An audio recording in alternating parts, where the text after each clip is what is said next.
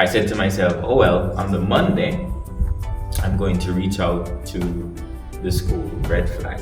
I'm going to reach out to the school to find out, oops, you no longer have the posts.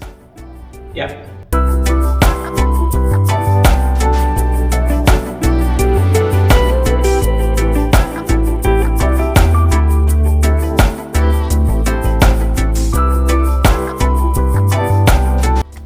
Hola, my bilingual wanderers.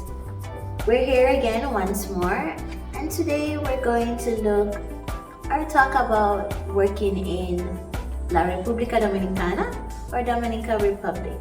Ranjel, he lived there for some time, so he'll be sharing with us some of his experiences and offering some different bits and pieces of advice so that we'll have a wonderful time whenever we choose to go to Dominican Republic. Alright, so let's welcome in Ranjel. Thanks for being with us today. Hi. Alright, so you've been telling me that you used to live in Dom Rep. So first of all, why DR? Why not DR? That's the good question. But I remember one, I think it was back in 2013, 2012. I was working at the hotel, and when you are working in the hotel industry, you find so many people, different professions or professionals that would come to stay. And there was this travel agent that she gave me her card because I was being nice to her, because I'm always nice. And she said to me, if ever you find yourself in the Dominican Republic, then you can reach out and I can secure you a spot. Perfect. Yeah. So you decided to reach out No, and ask her? I didn't. So how did you land a job in Dom Rep? I remember it was coming up to the time that I could actually take my first vacation, and my destination that I wanted to go was Colombia. I was thinking, why not go to Colombia? It's an option, And right? and then a friend of mine said to me, if you plan on doing some tours or whatnot, then try DR. In DR, I have friends, you can stay with them, and they could take you around. And so I was like, not a bad idea. I mean, I could save some money on paying a hotel. And we exchanged contacts, and I was able to talk to them, and they made it seem so wow. I was like, I have to do this trip. That's going to be the best place ever, so you have to go there. And time went by, I went on vacation, and I really loved it. I mean, the city, the people, the food. And after the 2 weeks of vacation in there, I decided wanted to stay. Yeah, I wanted to stay. Actually, I was like, the job that I was with at the time, I said to them, because they had a chain of hotel in the Dominican Republic, and I asked my boss, would it be possible to do the transfer? And of course, I mean, being in the country and doing the paperwork, it would have been harder. So I had to come back home, unfortunately. Oh, Yeah. So you went back home, and then what happened? Did they make the transfer, or what happened? No, so they didn't make the transfer. I remember a few days before going back home, I was looking into other options, maybe to get a job while I was there. And a friend of mine mentioned working in a school where I could teach English. Oh, so that's how you started teaching English.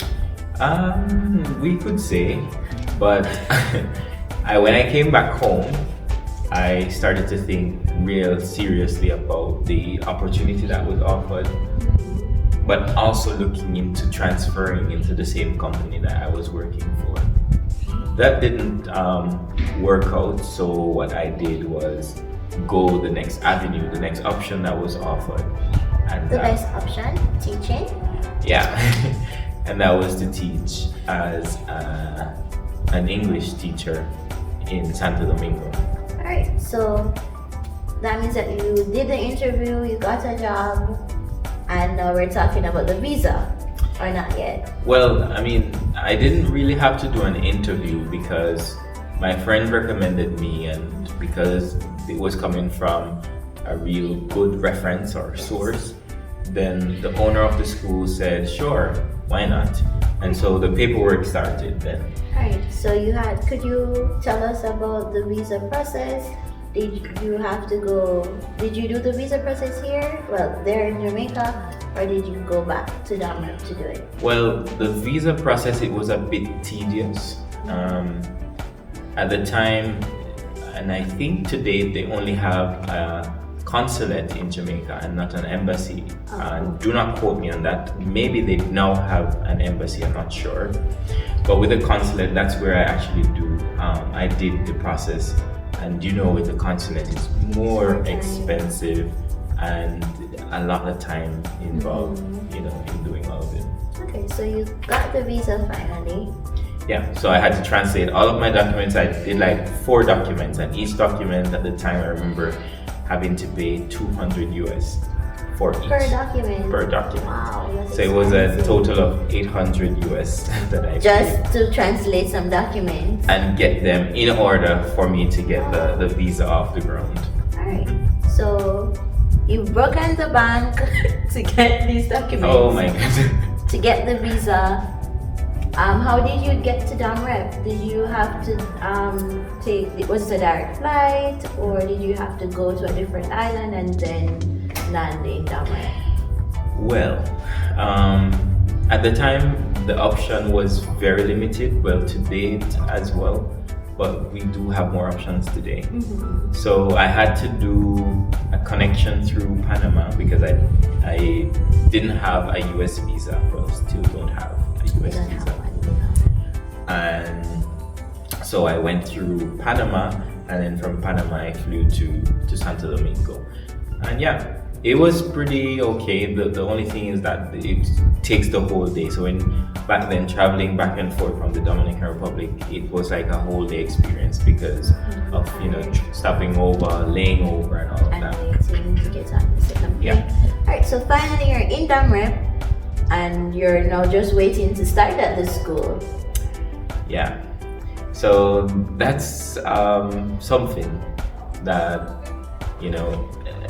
for me it's a life lesson. And I reached the Dominican Republic like the Friday, so a week before school would have started. So I reached the Friday, I would have like a week to get everything in order for the start of school, which would have been the Monday. The Friday I went there, I was like, okay, I'm just getting here. I need to just unpack my things, get comfortable, and so on. For me, it wasn't that much of a haul to get around or to find a place. I went there before, I knew what it was like. And for a plus for me, I actually had a place to stay before I went there. Awesome. So you didn't have to maybe try and find a website. No, nothing of the sort. Getting any place to rent or anything like that. Okay. It was already everything was done and prepared for me by the friend that referred me to get the job. So it wasn't through the school that you got a location, like a place to stay, accommodation. No, that was to the family friend. And so yes, there's any expectations. I mean, going into this place that you so wanted to stay, you still wanted to go back. For me it was, wow, this was something. I was really excited, to just go and experience everything that I lived in the 2 weeks that I was there vacationing. And I just wanted to go back to see the same people, to get the same type of vibe, and it was something that I was expecting a lot. So the Friday that I went there, unpacking and getting my things in order, I said to myself, oh well, on the Monday, I'm going to reach out to the school, red flag. I'm going to reach out to the school to find out when am I supposed to come to maybe get to know the staff, get to know the route from my home to get to school, get the resources and whatnot to start. Who you'll be working with, your groups and stuff like that. Exactly. So you reached out to the school. What happened? So funny enough, that Monday when I reached out to get all that information, to no avail. What do you mean to no avail? To no avail. To no avail. Like, she didn't reply. He didn't reply. What do Right. you So mean? the head mistress at the time, she was the owner of the school, and she didn't reply to me. So because a lot of the conversation that went on was through my referral and her, I reached out to her. Maybe at the time my Spanish wasn't as, but I mean, you know, I could have, you know, defended myself. But anyways, the information was passed down to me through the referral to say, oops, you no longer have the posts. Yeah. Alright, so hold on. How did you feel in that moment when you heard, well, basically there's no job for you here?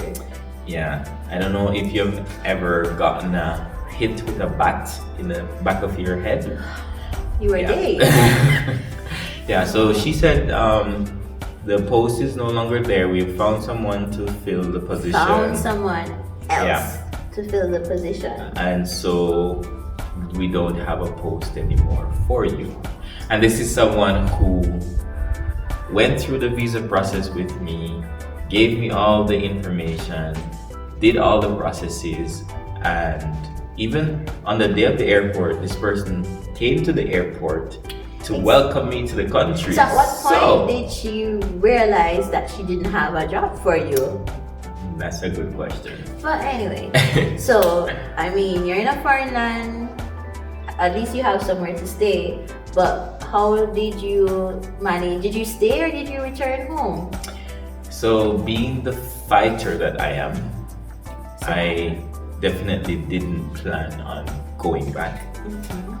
And I don't know if you remember when I said at the outset, I met through my previous job this travel agent who said, hey, if ever you find yourself in the Dominican Republic, then reach out to me.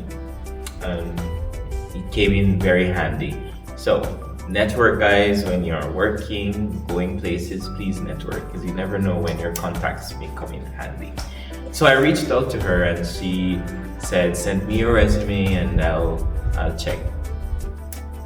To my surprise, she gave me 2 options, and you know, learning the languages at school, and please take it seriously. Second step or a Take second it. life lesson? Take it seriously, because it was a great help. Being in a country where you're an English speaker who have been exposed to Spanish and French and worked in the areas, it was a big help. And so she gave me 2 options. But one of the options, it wasn't really panning out really, so I decided to go with the other one.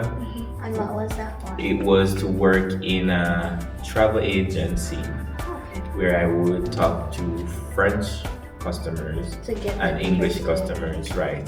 So it was pretty much sales, but I would work in an office and so on. The work hours, however, was the deterring factor for me, because I had to work Monday to Saturday, so half day. So Monday, Friday, a full day. On Saturdays, I'd work half day. And that's pretty much how things are in the Dominican Republic. I mean, apart from the school system, working, you know, elsewhere, usually they would require you to work half day on a Saturday. Okay. So that's the job that you stayed in while in Domrep. So Actually, no. so I went to the interview. It was successful, and I eventually turned the job down because it wasn't payback though. It wasn't payback. Okay. It was just me saying it wouldn't be feasible, in for terms you. of time and the things that I wanted to do at the time. Okay. And Fair so enough. during that same time period, I got another offer, which was to work with the consul of the Dominican Republic in Jamaica. Alright, so you'll be liaisoning between both consuls. Yes.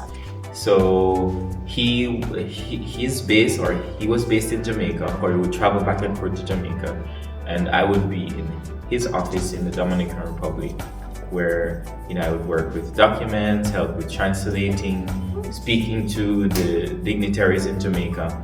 And quite funny, during that time frame, they wanted to convene a meeting between the leaders in the Dominican Republic and the leaders in Jamaica. And I was very instrumental in helping, getting translators, interpreters, and people, Interesting. for that meeting. So that was the only job then that you did in Damram? No, that wasn't the only job.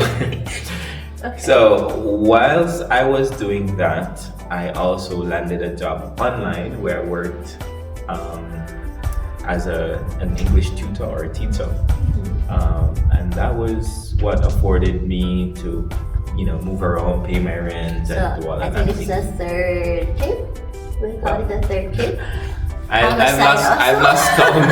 I've lost count. Have a side also because it helps to, just in case you want like pocket money or to extra travel money, you can always teach online also. Yeah. That's another option. And just to backtrack a bit, I mean, when the headmistress in the whole school situation told me, hey, you are not going, we don't have a position for you anymore. I remember during that time, because I had planned like having a few dollars to advance me, until I get paid. And that's something that I want to really implore upon you. Like, if you're traveling or making that leap, try and have something to back you up, because anything can happen. It's like what happened to me. I mean, the dollars, they were getting a bit low. The funds were coming down to a zero balance. And so I had to get moving. And when you find yourself between a rock and a hard place, then you just gotta... You have to move. You sink or you swim. Alright, so that was it in terms of working. So you worked online, you worked for the consul. Did you do anything else in Damram? And how long were you in Damram? A lot of questions. Alright, so the first question, those were the only two things that you did in Damram, or did you go into something else? Whilst I was doing all of that, I was also side hustling. So I'll do like classes with people, teaching French to those who were interested in learning. I remember teaching this couple, going to their home to teach them during the week. So you were doing private tutoring. There's a story behind that one as well. And if you'd like to know, please just comment. Storytime couple, right? Right. Or storytime French or storytime couple. And yeah, he'll give you definitely. all the I'll give you all the details juice. But yeah, so that wasn't my only job. I remember at one point I had to stop working at the consul or the consulate office. And because I had gotten a job working at a high school, so I did 2 interviews because it was coming on to a new semester and they wanted teachers. Right. So I got 2 options, one to work with a private firm and one to work with a high school where I would teach. The government. Right, with the government. And that's something. I went to the workshop, I was there with them doing all of the, preparations for the start of school, and it was really scary for me. Why? Because they were saying in one class you're going to have 60 students. 60 students, and this is not a private institution. It's a public one. Public. 60 students. Yeah. That's a lot. And if you know anything about the public schools, then okay. That's quite something. So 60, and in the end, did you have 60 students? So in the end, I didn't start.